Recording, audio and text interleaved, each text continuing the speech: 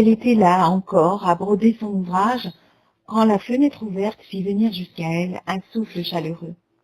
Elle leva la tête et perçut dans la nuit un crissement étrange sur la toiture en cône, comme si les branchages d'un arbre gigantesque caressaient le château.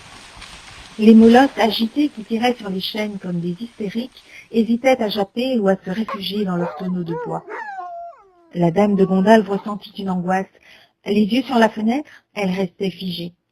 Alors, elle aperçut, franchissant le rebord, une botte de cuir lacée sur le devant, puis une autre pareille qui, en se balançant, atterrirent bien jointes sur le plancher vieilli. Le maternel émoi fit couler sur sa joue une larme de joie. Cálquidan, l'exilé, sa fille si chérie, se tenaient devant elle.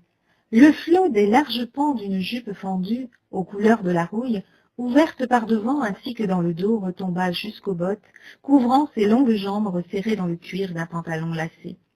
Sur sa simple tunique, elle portait corset aux allures d'armure. Jetée sur ses épaules, une cape de peau aux longs poils torsadés allait jusqu'à mi-bras. 3 tresses couronnaient son aimable figure, et un flot d'autres tresses lui tombait dans le dos, flirtant avec l'étui de ses pointes de fer.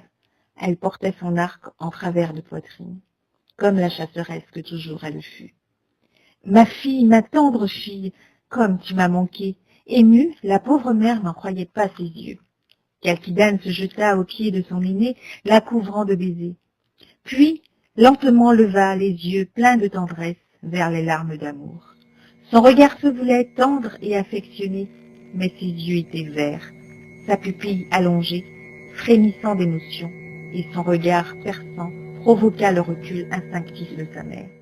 Le bouclier magique d'invisibilité qui dehors protégeait le dragon de son cœur impliquait la fusion.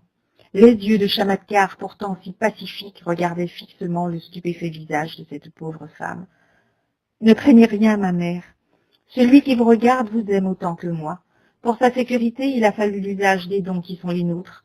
Rejoignez-nous, ma mère. Rejoignez donc l'Alliance. Ne vous morfondez pas dans cette triste tour. Voulez-vous me rejoindre, ma mère, dites-moi. Votre présence ici empêche ma mission. Bien qu'étant fille aimante, mon père doit comprendre qu'à changer de méthode, il devra se contraindre. Cette alliance a un but, celui de la justice. Me suivrez-vous, ma mère ?» Et dans sa main tendue se posa doucement la petite main ronde.